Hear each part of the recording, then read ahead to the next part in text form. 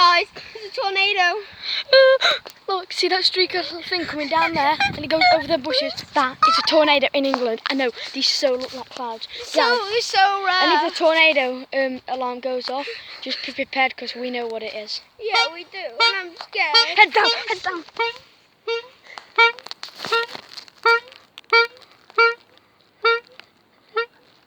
Do you think it's safe to get up? Wait, do it again because I just read again. No, no, no. It stopped. Come on, Ben, let's go, come on. Come on, Ben, come on. Now, if it stops, the aim is to run as far away as possible. Guys, you've been pranked!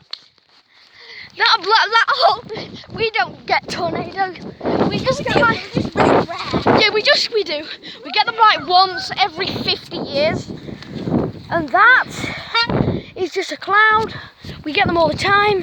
And that was the alarm. But that's actually what our tornado alarm sounds like, doesn't it? Probably. It is. We have tornado alarms. Yeah, we have to. Everywhere. Different countries have different ones. They're hid beneath the earth. So guys, you've just been pranked. Thank you for watching our funny video. And that's it from us.